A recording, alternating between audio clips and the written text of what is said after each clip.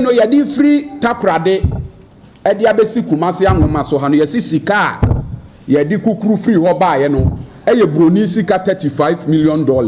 enuanom a mo wa santeman ene mantemu aka planta enne yesesa ne din edi akọ kumase one thermal power plant no eyo mampanyini John Dramani Mahama Ameri power plant no okofa baaye no na aban we yedan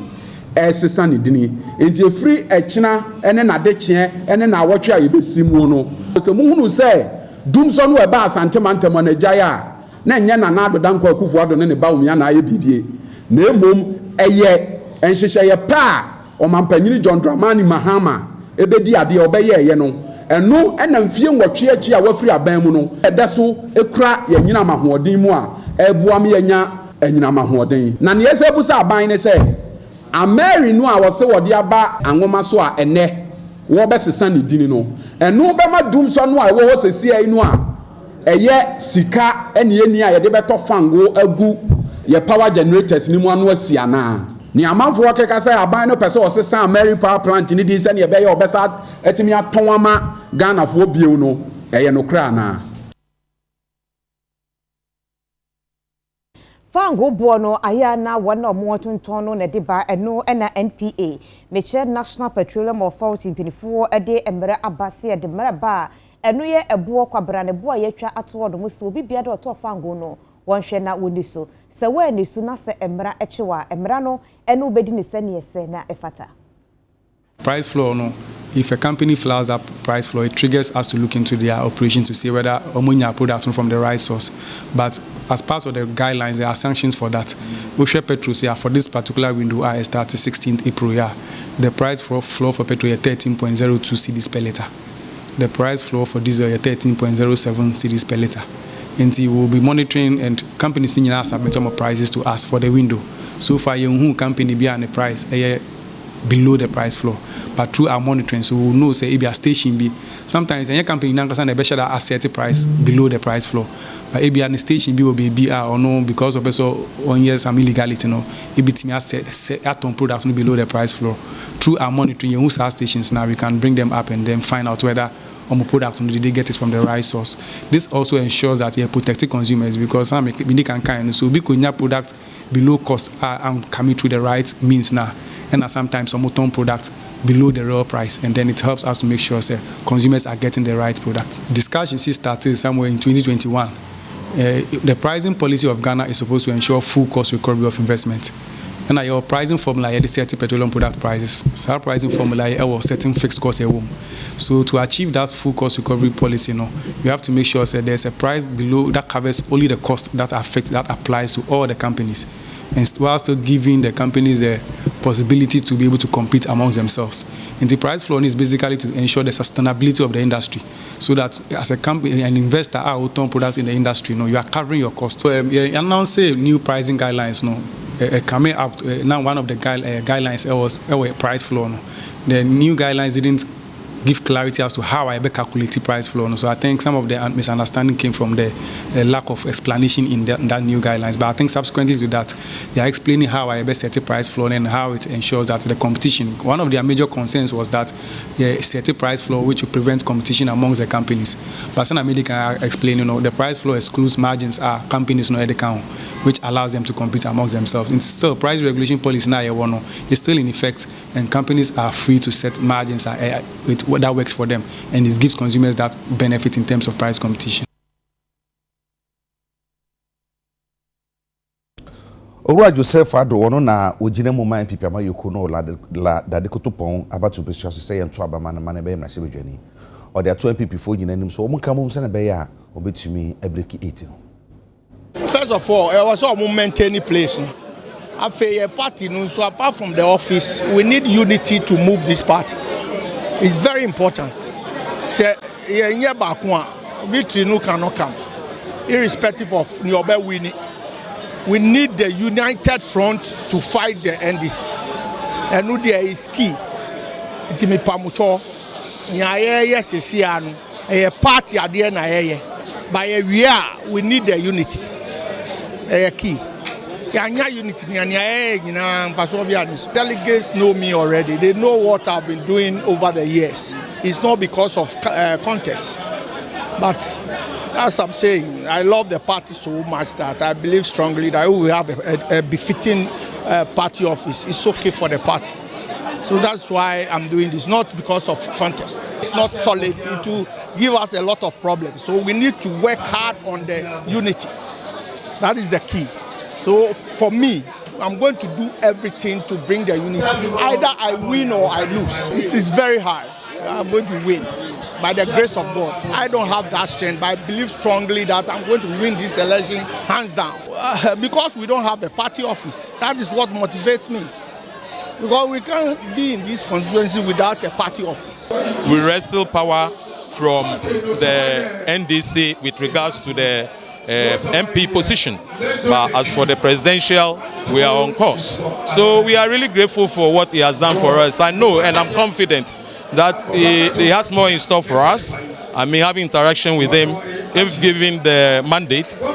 we're sure this party will move forward in the constituency. As a constituency affairs vice, and at this moment, I'm not supposed to openly or necessarily be supporting any candidate. But it's in order that when somebody do a good thing, you acknowledge. So we acknowledge what he has done, and we are really grateful. Communique has come, 15th nominations has opened, so we'll plan when to go and pick. It's up to the 17th. There's no time because we are already running late. So we have next week to do all those things, and I think the election has been slated, if I get it right, and I'm confident it's right, it's 27th of April. I think we are good to go. So by the end of this month, we will know where we stand as a party and the constituency.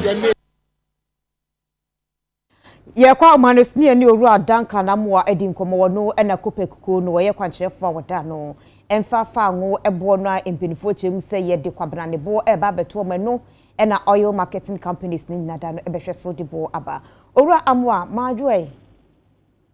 me chiao na ma share we dwumayefo no wahwefo nyina anwumre so ye jo super papa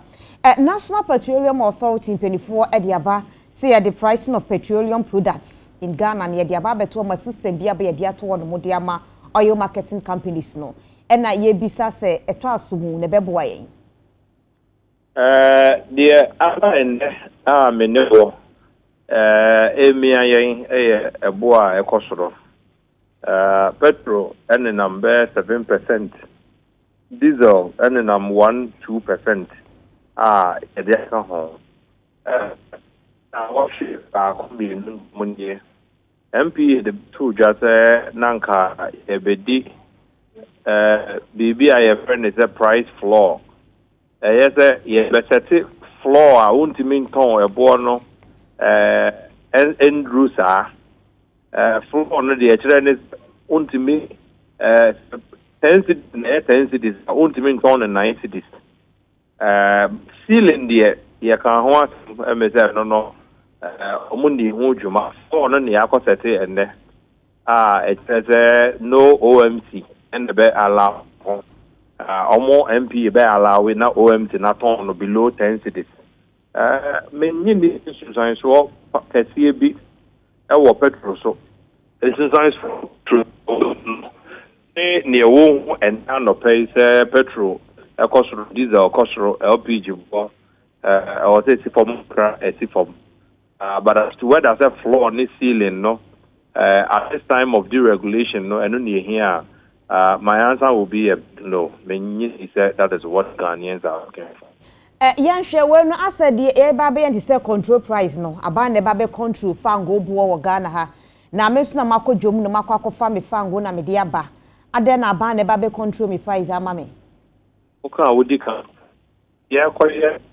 kind of price deregulation here.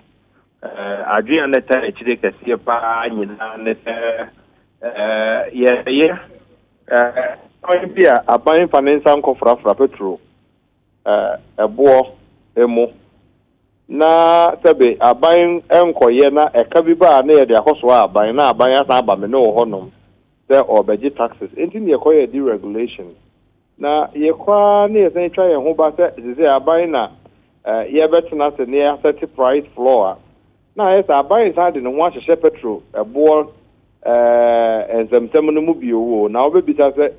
sɛ ɔkyena nsunsuansoɔ foforɔ bi kɔba a menyi ni sɛ aban wɔ saa sika bi so ɔde kotua ɛyɛ BDC ne OMCC ɛka biara nti yɛ mmom na adwene mu deɛ saa floor sɛ ceiling no sɛ deɛn yo nka yɛtwe yɛn ho kakra ɛne yɛgya market no sɛdeɛ ɛnnɛ market no a yakɔtom no na aban ntimi nyɛ ho hwee because aban tax oyi bi free so a ɛnnɛ IMF so ɔmpene na onkɔgye ne sika sɛ wode bɛbu ɛman ɛbɛ support wo budget na kakra na wo so wodegye no wowie a wo se woanyegye and so where government has absolute control which should have been the taxes and the CD it looks as though that you look no honum they say no yeah the better price floor and the price there Menyini said that would help anybody. I don't know. But Menyini said that should be for it's here consumers never hire never oil marketing companies so. Aviation science will be I mean perhaps. But Ubebi say of all the problems I mean no of LPG for no can say almost yeah the ebo kakra bi abeto so amomo ye to ama LPG bo anan ka ye 13 cities no every window na ye bo no almost can want to make it say those are things that we should pay a little more attention to near focus kakra near resolve issues na Ghana for airport and I said ye dey onko fra price ye near for that's what Ghanaians are looking for at this point benin this Enupo na nka me bebisa we ye gas ye ja se man tofa ngu mi ka mu a metal gas ne dia ye aduane e na sese esu yakwa akotum we enti no ye ho kire no se ebekoso adoso ama ye nyu bisa mo ya no wagina ye kakra na homa ne twetwa sisi me se ko kan no gas asemo a wodi nya odi kakra a na se bo no mo de kakra ebeso mu because program Jumedia on friend is cylinder recirculation program it's say level so no se Coca-Cola and Jopa na the o ko e no do bottle no ka no afa new one ya fele dada enya afi na wo beko station na yakobu gas egu empty bottle mo de amount and no friend is cylinder recirculation program no na MP de bae no omakwa aba obeka ya since atomic ejasehye no saa nkomodie no so ba soro pa omo launch saa program yi and then no you say no ahoma no twetwa sisi whether ne ye yi ninti no ye sheda nte won kai ni and say the metwaso aye ejumedia a friend cylinder recirculation model no kire say ye besi plant akese e won kran Kumasi Takrade Tamale ene kru akese no na wo gas esa enya afi na wo kọ gas station na ye bu gas egu wo empty bottle no na emom no ye the plant na besi si ho a obekọ ne ya fele dada no anese wako exchange wo gas no empty bottle no na wafa new one na ya fele na wo de kono that is a programmer MP ni aban e de omo ahye muso omo ye sa plant akese ya yesisi e wo so obitua sa plant ne ka enti MP e de gas no tuo bi asa abeto so ebo abeto so wo tua as of enesa wo to gas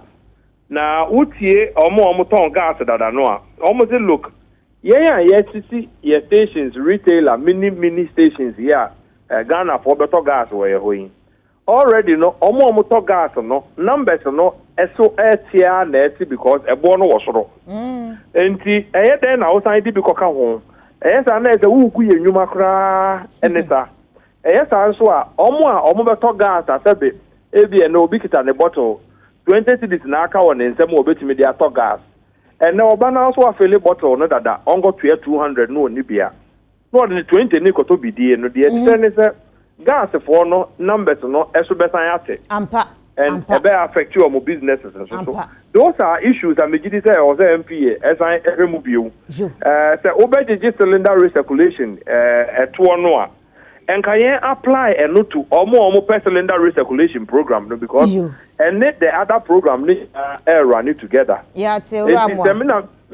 nyana me say ha koto gas station e work 7 montem na 20 cities 30 cities na me koto ya sa eto na nkomo de abeto so no many empanyinfo ewo LPG marketing companies no ene empanyinfo dodo omodo ma no tumo no aya adwene se MPA ensan hwe bio na o magas boy den for away from the yada se papa poru adanka na mo ansam ne de do so pa na ye fancy ebre no emrepe be sa ba na ye di nkomo ye ni kopek eko ni kwa kire poru adanka na mo ne di nkomo efa fa ngobu a NPA fo kire mu so mu edisusu dua ba ko eba ene gas bo no no wa kire na adwen dia fa wo se ye beku yen na ye bebre pa se Ghana fo so ye konsem foforo so na ye kwasante mantem oti kokoso tumfo se tuto to so mienu akobie ehiem bia no a efe nipa be ye empem nson na ni nyina ne se beboa ama ye ka oman Ghana ya mamre asante mamre ene bebia mpanyifo betumi hia to adwene a on betumi hia ho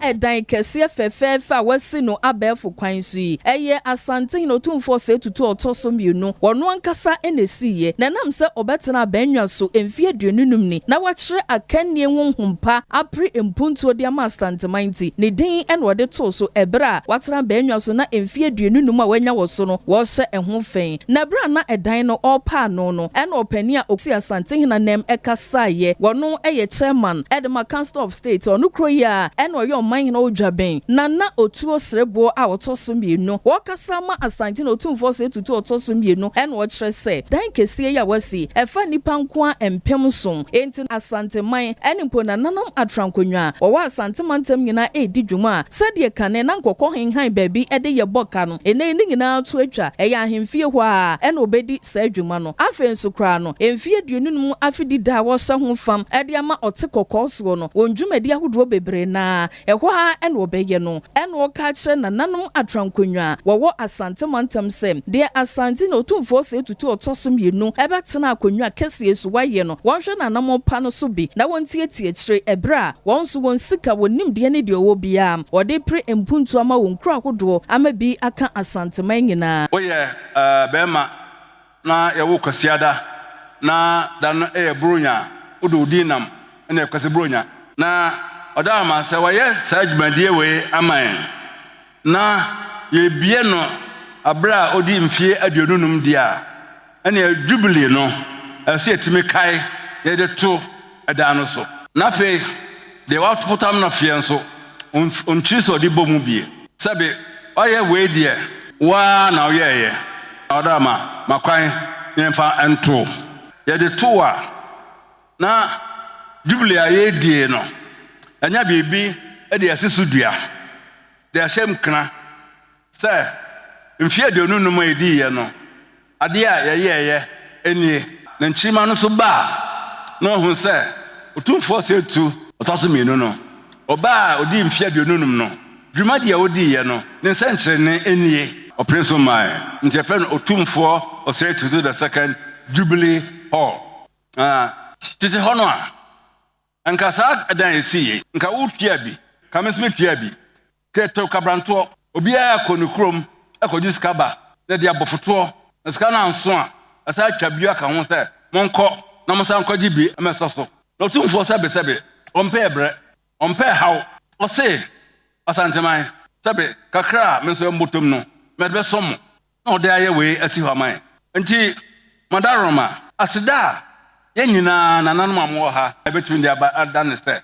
yenso yekoye krom yekoye pasa so a ede na yenso yeye ama yekonwa ede ato ho se nchirima ba omeka se nanaswasi obae no sei no nso ode beboa oman no otumfo atwa kwai no o hwe se yen yebesi subie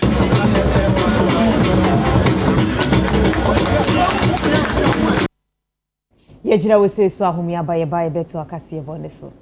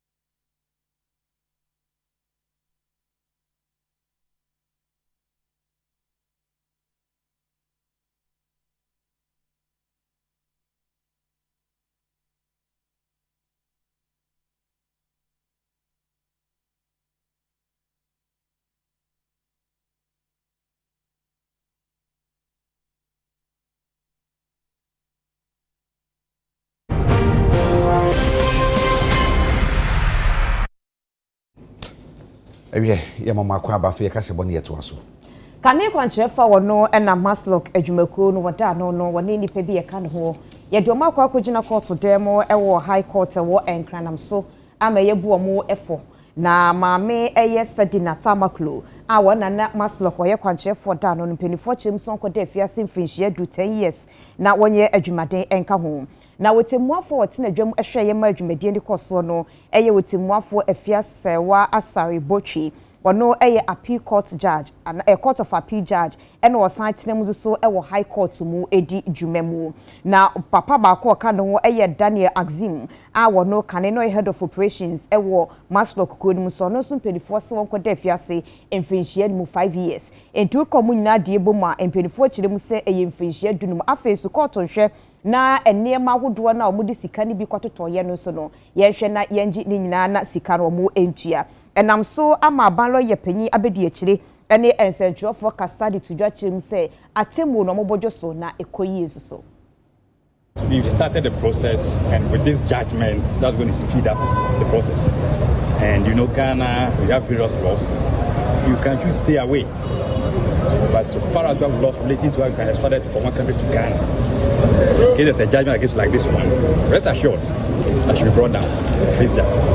I may not throw us so much for you, but we have the MLA, Mutual Legal Assistance, US, we have that competing with them. So very soon, you hear about the results. So just rest assured and keep monitoring the space. I think the state attorneys are here.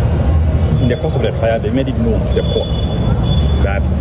the issue of extradition may be tackled, but the preoccupation was to make sure the matter proceeded to finality. And today, we've come to that stage. And so we're going to take that next step. When it comes to extradition, sometimes you start and you have some kind of problems, blocks. The person may choose to appeal and all manner of things, but this is the situation where we have final judgment. It's not as if you are being brought here to be tried, or you can raise all the defense out there that maybe they are going to persecute or whatever, but it's a judgment. And so that's why I said, you hold on. Very soon, she brought us to Ghana to face justice. This one is a form of advice and caution to all public office holders that when it comes to monetary matters, you must be very, very careful. You may want to say you receive only 20,000 Ghana cedis as a gift. Were you supposed to receive that money? What was that money meant for? Were you the one who issued the vouchers, as the court said? So this judgment, I recommend that those of us in public office must procure copies and then read so that we know our responsibilities. Because today, you may think that you've not been caught. When you are caught, definitely the law will deal with you as well. Had it today. 10 years is reasonable in a circumstance. We're not going to carry about it for now, but we'll take the full judgment and read. But 10 years, something that's reasonable in a circumstance. But if need be, that there's a need for an enhancement, why not? But at the moment, from what we've listened to and what we've learned from the judgment, 10 years is reasonable. And the other accused person also had 5 years cumulatively. So let's see what happens.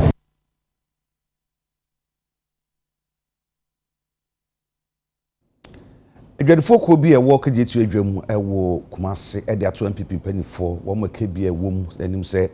wo mo mwa no mutu Ghana mampani abedi echi Dr. Baumiafo se be ya onfa oba anyu bi obobo ni chidon na otwe mu eyade obepie mu Kumase wasantemantem edwadifo akyerɛkyerɛfo ene eye ekua hodo omkasae efa eye running mate Dr. Alhaji Mahmoud Bawumia eye vice president edema Republic of Ghana yenim so no ene eye presidential candidate edema New Patriotic Party MPP enso enya ade a woyi na bedi akire na otwe so eyade a edwadifo kuo ni bi a omo no ewo Kejetia Central Market baby e France Dubai no omo so akeka omo abomu a omo so aye nsemtwerefo nhyemude adesre krona ena omo so esre ni omo kan nyina na se omo ebesre omampanyine abedi akire se ontwe na ni nhwe ema na Ghana ha intensi kura se ohwe amanyo sema vice president ena president no ombetime yi oba na akwanya na ba ana se emredu se omutimi epe oba nenim de ewo soro na afi o se free asante mantema efi se edwadifo a dodo na so ye MPP fo omo nkabom kua omo ye samtrefo nhiem de omo kire se omo ye MPP fo na omo nim se senior MPP amanyokuo no omo si timi kwato aba ede ye presidential candidate a no free north no eye den a ne rane mesu be free asante mantema enti omo stress omo pe oba na emfiri mantem bia eka asante mantema ena no pe de adesede ena ye de to yewura Dr. Alhaji Mahmoud Bawumia ene empanimfo a edi MPP mu tintiman abedi ekyire a abeto ho no ma aya apre no na yen ye de adesade to sampanifo yanim se omo enhwehwem na omo mfama oba na oba na omo de ma no so ma omo kwayi ni mfiri ba bia se omo nyini mfiri asantemam ha na yes sampanifo se omo nyi oba no na omo yewura ekidom se de be ya dwumadi a obetimi adie amana konkan amana so ganafo ani no oba no wo mu a eye obetimi atunufo edi enkranhyesem edi amano amana nya abadaya obetimi di ahwe ye man ani mu ma ne nkwala ene ye de adesade eto mpanifo anim yes mpanifo Ghana yes mo se munyina mo fama no ntum ne mpanifo enyi oba obetimi abo yewura ekidom se de be ya ne dwumadi a obedie ni nyina betimi awie mu die na akonkan amana ye fe ba bia yedu no ye hia running mate na running mate no yes mpanifo ye de nkotodwe egu fom ye hu se ba bia yedu no oba na betumi aboa yen oba ba mu a dwumadi a ye ni nyina no ebekototen na afen so ye hu ne se ye hwe wiase a se e ma dosu bebre na se de mema timi ye no e ma nso etumi ye e ma ne ye nti yenye ko ma nyina ye sra mpanimfo ye pe oba o Asante region a obetumi aye running mate na wa support yewura Alhaji Mahomed Bawumia se de be ya eta ye pese ye break no ye betumi abriki vice president no efiri Asante memu a ebeboa yen yesra eye omampanyini Akufo-Addo se na daroma okabi ewom ye dwa ato na ye de ma no omo tena se na omo ye nhyehyeye na omo nkai emma na omo nkai Asante region esan se oba wo mu a eye pa na omo yi oba no so omo remfi se omo behwe Asante region ha na omo aboa ama oba aba e na ba ma di ade na oba aboa no so a ye gidie mu no ye nim se ebe ye Sika IMF ede emaye no ne etoso miensa $360 million no empenifo eguso mwakasa wi ama bibia atodin a enchekora ebeba na eno na kwanchefo a wono na operations odan wo Dalex Finance Owura Joe Jackson akasa de atodwa se sika ne nya belande na heti account mu se kunkron wa Ghana ebeboa ama yesidi no agina na ebema sikasem so agina ne nai so kakra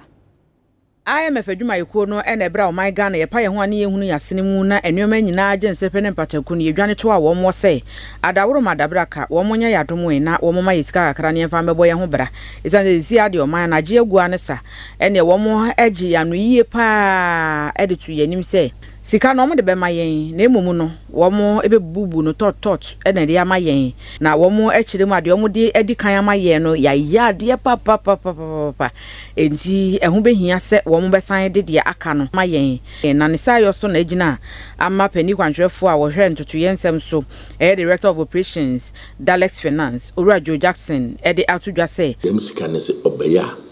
nche nyina ya ho boto yen kakra if you did sikane ba dollar oba onye de dollar was in my hena obi di dem sikan woni nenum mo enyi de dem sikan okada Bank of Ghana na so bi hwehwe dollar wa ato ezaje akoto nyama aba Ghana no was only be a man ekoto dollar ezaka tua bibika wa abrochi na se dollar nyi ho a abazi no si dollar ne bo no oyeden okosor dollar ne bo okosor no che de nyema yekoto ni nyinara ayeden ne bo akosor inti dem sike yank ofi IMF oye $360 million se oba nanka wakada Bank of Ghana emira abesen ko dollar pimia kodu 15 ena chi otunobu kakranka wasana befum obeya abudu 2 bebi ni nyim de onyensu onto dem apada ena sisia wasana manumu dubium mademi sike iba na che de obesana eden wakofum nti dem sika nzo no otidwuma paawo momo bia ndada no owie ye no no wose international bondholders a Ghana yenhwe ye ene safo ni nyina enya no baba ye emfa ho no ebetimi anya nsunsu aso obone pa wo isika sam ne empuntuo sam so pa o ne nchiremu ni IMF work ko kade fida na wabesen ko na wakade o ya pendo oye wona wadwuma IMF onye Ghana fo ya pendo de yezidem 360 ne ba ma ho na yeziru company form ezo to pay for now once we assign us mo watch onye de abrofo na ya jiska won ɔyɛ international bond holders no so yɛnyɛ wɔn kɔtena ho yɛnzi nkita ho na wɔn so wɔn sign ase dɛ wɔn sika nti dɛ meyɛ domestic debt no yɛatwem sɛ nkyɛn de etua this year yɛntua ebi a yɛbɛ start next year yɛatwem ɛna nsiho a ɔda yɛdze ma wɔn no nsiho no yɛatɔw do na ɔno na wɔkora na abrafo no so sɛ wɔn yɛ dɛ wɔrempene na mo wɔn nyɛ dɛ wɔampene a na 360 na yɛzi ho erusi no wɔnya k-leg 360 no na akoa na akoa nti sɛ na akoa za yɛ bɔ mpae dɛ mpanyinfo botum atenten no mu ayɛ ayɛ dɛm a ahotɔ kakra na yɛdwe na ɔbaba no onya mbɛyi ɔmɛn so afɔ no hwɛ homasua ho samso no nyamfoɔ yaw ɔsɛ adutwum ɔdato mabu na ɔgana anim sɛ ɔmonyɛ krado sɛ homasua mu dɔ adwene a ɛtumi de toatoa na yɛdwe nneɛma kɔ akyire yi paa no wɔn yɛ krado sɛ wɔn de wɔn ho bɛhyɛ bi na boa ama wɔn daakye atumi agyina. TVET of yesteryears cannot be the TVET that will change Ghana. It's the TVET of innovation. When students are learning how to sew, they are also learning how to design the machine that they are using in sewing. And that is the kind of TVET that will change Ghana. So in all spheres of our education system, we are looking at how do you get the young men and women to do something that they never thought they would do. How do you improve their critical thinking? How do we ensure that they are practicing the 4 C's: collaboration, communication, critical thinking, and creativity? Once you bring the 4 C's to the fore, then you know something great is happening in your country. So you see the TVET equipment that we have installed in our schools. Everywhere you turn, there's a story to tell. He talked about the growth mindset. Growth mindset is taught in a number of schools in the US. It's about an 8-week curriculum that trains the child to think and understand that anything that they set their minds to, they could do it. And the growth mindset as a curriculum is now going to be taught to all our high school students, 1.4 million of them. We are sowing seeds for national transformation, positive and critical thinking, growth mindset. Students believe that challenges help them grow. A fixed mindset, they give up easily. Research has shown that students with growth mindset do better on exams than those without growth mindset. And their life will also be better than those without growth mindset. In Ghana now, we have distributed the story of Kofi Annan to schools. By primary 6, every child must have read the story of Kofi Annan. Why did we select that? We believe that every Ghanaian child should hear that there was a Ghanaian who became the leader of the world. And if a Ghanaian could become a leader of the world, they too could be successful in anything that they want to do. So the story of Kofi Annan is being used as a process to tell the Ghanaian child that everything is possible. And that if you apply yourself, one day you grow up to become someone important in society. Yɛgyina wɔ sie so asa ho bibi ma ba yɛ ba yɛ beto akaseɛ bɔ ne so.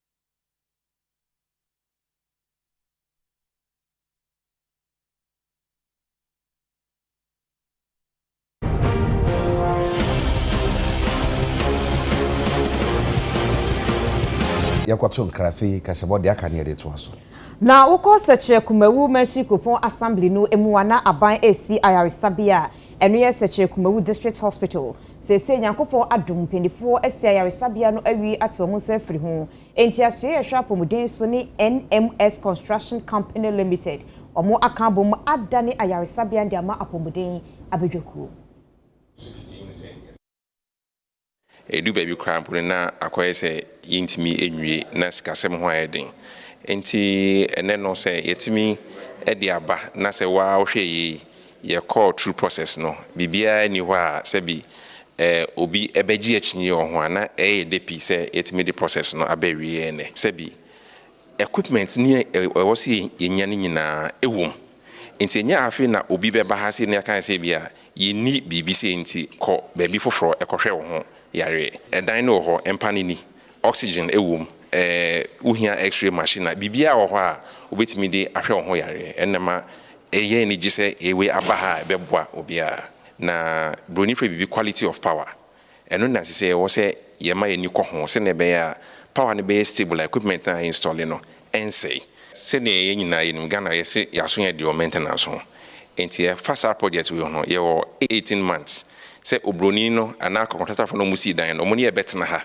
na oma maintain equipment no ene bibia amaye for 18 months enti yegidi se sa 18 months no entwemu no na oma toto nioma yi a oma ankasa betimi maintain hospital but for now ne de aban be so mumu through the contract se ne be ya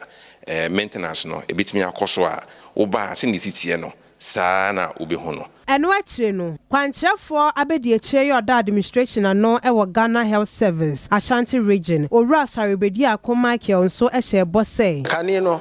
owi polyclinic na huswa ba we de eye hospital kase pa eye 100 bed hospital ohwemu a bibia wo se hospital bi enya bia no ebi ewo ha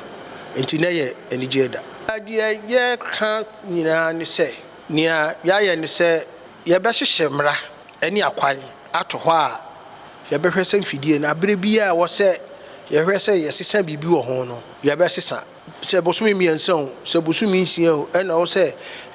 engineers ne ko ho ko hwe fidie ne se die sitie no se ne ye ka ho adwuma pepepe ne change oil ye grease no ni adare sa ne be ye efidie wo ha no e wo mra eda ho enti ebe hwese ye bedu so pepepe sa de abire bia no ebetumi aye adwuma e wo se ye de eye ne krakra mu no General Manager yoda NMS Construction Company ano Stephen Bush so any UTV kase twetwe nkomo sei. We're very excited to have delivered this hospital here today.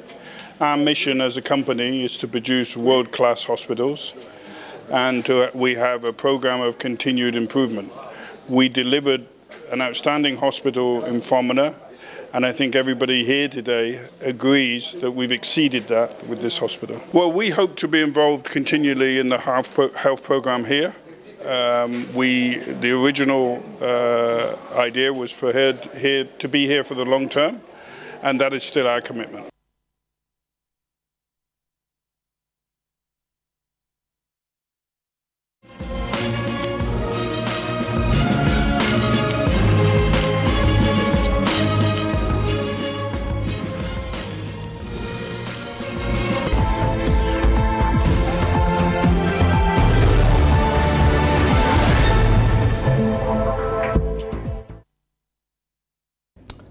Ewie fe ye de kasebo no eko community watch ebra ye nuanom a na ebusuafo wo seche kumawu ani agye sanso munya yaresabia kase no na amanfo nso a ewo yahima ewo sunyane east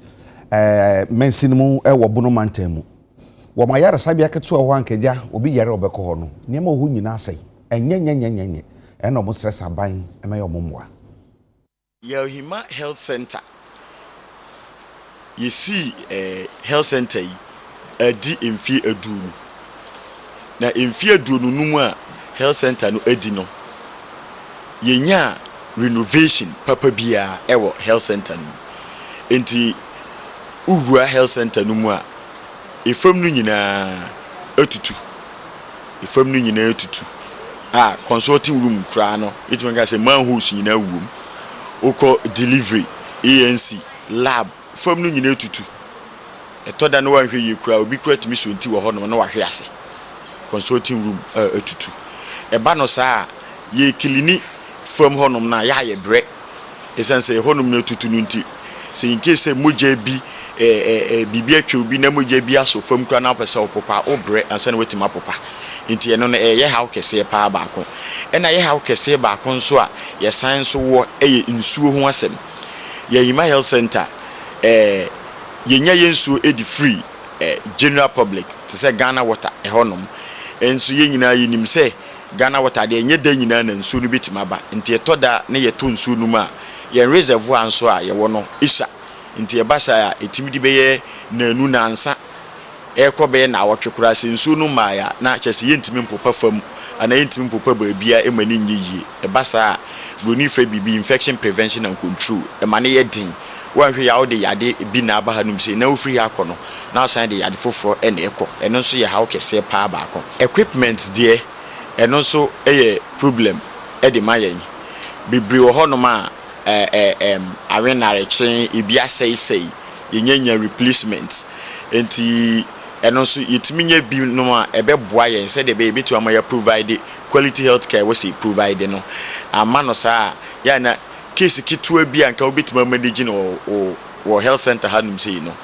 ya na ehu hia se ye refer ediko ba bi foforo ya dwun nyan se nyame no ye wasase bo de ne achi ya himfi achi ya na ye bola tete bola na o abana betu amaye se ebetima nka mo ye srese nka sakre na kide o shamaye nka yen ko na abana emmoye efa sa kire kide mfa nko afeso ankwanko bi wo so asibia na obetuma boye himama ya yesra amanfo se ombeboye bise kuro no ye hima kuro no mansa kurom